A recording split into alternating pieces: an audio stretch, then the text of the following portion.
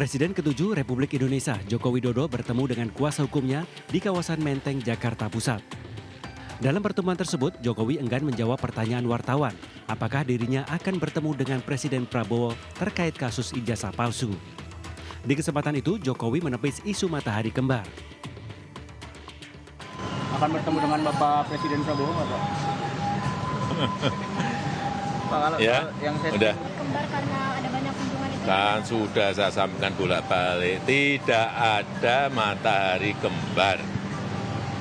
Matahari itu hanya satu, yaitu Presiden Prabowo Subianto. Udah. Sementara menurut kuasa hukum Joko Widodo, Yakub Hasibuan, Joko Widodo belum memberikan instruksi secara langsung kapan akan melayangkan langkah hukum, meski nama-nama calon terlapor sudah diberikan kepada Joko Widodo. Kalau kami dari kuasa hukum sudah melengkapi semua bukti-bukti dan dokumen yang ada. Tapi kembali lagi tentunya ini masih dalam pertimbangan Bapak seperti apa, Pak Jokowi. Jadi sementara ini memang sudah ada 4 orang yang kami lengkapi semua dokumen dan bukti-buktinya. Kapan dugaan tindak pidana dilakukan, di mana dugaan tindak pidana dilakukan, dengan metode apa dugaan tindak pidana dilakukan, dan sebagainya. Namun kembali lagi konfirmasi akhir dari Pak Jokowi seperti apa. Wali Kota Surabaya Eri Cahyadi bersama Kapolres Pelabuhan Tanjung Perak AKBP Wahyu Hidayat langsung turun tangan menyegel gudang CV Sentosa Sil setelah menemukan gudang tersebut tidak mengantongi dokumen tanda daftar gudang TDG. Penyegelan gudang pengusaha Jan Huadiana ini berlangsung di Komplek Pergudangan Suri Mulia Margorejo, Surabaya. Selain itu, penyegelan ini dilakukan setelah ditemukan sejumlah pelanggaran aturan seperti membahayakan keselamatan lingkungan dan masyarakat sekitar. Karena itu kita dengan Pak Kapolres selalu melakukan koordinasi dan ternyata perusahaan apapun di Surabaya harus mentaati izin dan guyub, tidak membuat gaduh. Dan ternyata perusahaan ini tidak ada tanda daftar gudangnya. Sebelumnya pengusaha Jan Huadiana ini menjadi viral lantaran diduga menahan puluhan ijazah mantan karyawannya. Bahkan ada mantan karyawan yang mengaku ijazah aslinya ditahan meski ia sudah tidak lagi bekerja di tempat itu. Korban penahanan ijazah bahkan memberanikan diri melaporkannya ke Mapolda Jawa Timur. Perkara dugaan penahanan ijazah juga sampai ke Wamenaker Immanuel Ebenezer Noel. Noel dan Wakil Wali Kota Surabaya Armuji langsung mendatangi lokasi perusahaan itu. Kedatangan para pejabat ini sempat ditolak masuk oleh Jan Huadiana, meski akhirnya mengalah dan hanya membukakan pintu kecil. Kedatangan Noel dan rombongannya untuk menanyakan ijazah yang ditahan. Namun pemilik perusahaan Jan Hua tetap membantah telah menahan ijazah karyawannya. Dari Surabaya, Sony Hermawan melaporkan. Itu siapa yang ditahan ijazahnya? Siapa yang nahan? Benar itu nggak nahan? Kalau seandainya kita panggil orang lainnya, ditahan gimana? Boleh orang mau fitnah saya. Oh ini nggak fitnah. Sebuah kabar mengejutkan datang dari Kejaksaan Agung terkait kasus dugaan perintangan penyidikan perkara korupsi PT Timah, impor gula dan vonis lepas ekspor CPO. Kejagung menduga ada permufakatan jahat dilakukan oleh Direktur Pemberitaan JAK TV, Tian Bahtiar. Atas dugaan ini, Tian ditetapkan sebagai tersangka dan langsung ditahan. Tian diduga berkolaborasi dengan tersangka lain yang merupakan 2 orang advokat, Marcella Santoso dan Junaidi Saibi. Kerjasama ini diduga bertujuan untuk membentuk opini publik yang negatif tentang Kejagung, khususnya di Jampitsus yang penuh dengan pelanggaran dan penyimpangan.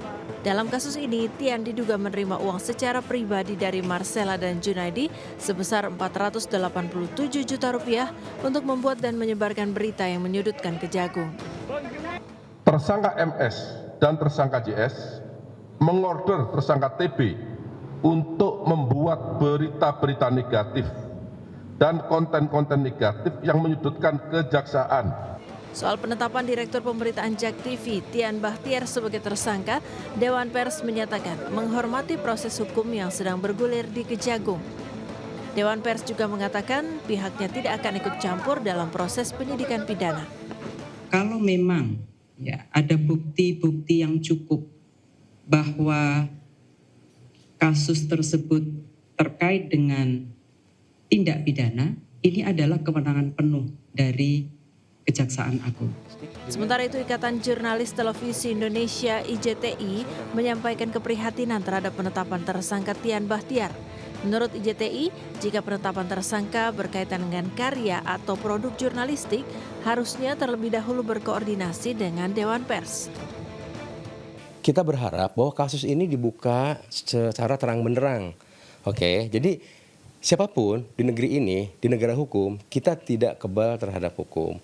Kalau misalnya bersalah, ya kemudian harus ikuti proses itu. Bendera setengah tiang, tanda duka cita terpasang di Kedutaan Besar Tahta Suci Vatikan di Jalan Medan Merdeka Timur, Jakarta Pusat. Sejumlah karangan bunga bela sungkawa juga terlihat di halaman Kedubes. Di antaranya datang dari Presiden Prabowo Subianto dan Seskap Teddy Indrawijaya.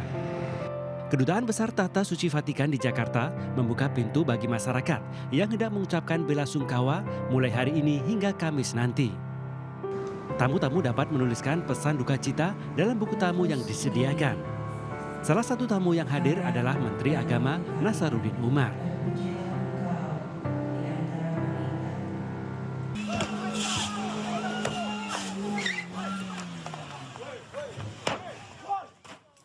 Dengan brutal, belasan anggota debt collector atau penagih hutang ini merusak mobil di halaman kantor Polsek Bukit Raya, Pekanbaru Riau. Para pelaku juga menganiaya Ramadhani Putri, pengemudi mobil yang juga berprofesi debt collector. Namun sangat disayangkan, aksi tersebut tak dapat dicegah anggota Polsek Bukit Raya yang berdalih kekurangan personil. Tak butuh waktu lama, polisi meringkus 4 orang tersangka dan 7 lainnya dalam pengejaran. Awalnya sekelompok debt collector ini terlibat cekcok dengan korban. Merasa terancam, Ramadhani kabur mengendari mobil menuju halaman Mapolsek Bukit Raya. Bukannya mendapat pertolongan, para pelaku justru leluasa menyerang dan merusak mobil korban. Imbas kejadian tersebut, Kapolsek Bukit Raya, Kompol Safnil, dimutasi sebagai Kepala Sentra Pelayanan Kepolisian Terpadu atau SPKT Polda Riau. Di malam, Bapak Kapolda mengeluarkan surat telegram atau surat keputusan bahwa Pak Kapolsek Bukit Raya diberhentikan dari jabatannya dan dimutasikan ke Polda Riau. Ini tentunya dalam rangka untuk menjamin keamanan, menjamin keselamatan dan memastikan bahwa pelayanan kepolisian di Polsek Bukit Raya dapat berjalan dengan baik. Para pelaku dijerat pasal 170 KUHP tentang tindak pidana kekerasan yang dilakukan bersama-sama dengan ancaman pidana maksimal 7 tahun penjara. Dari Pekanbaru Riau, Indra Yusrizal, iNews melaporkan.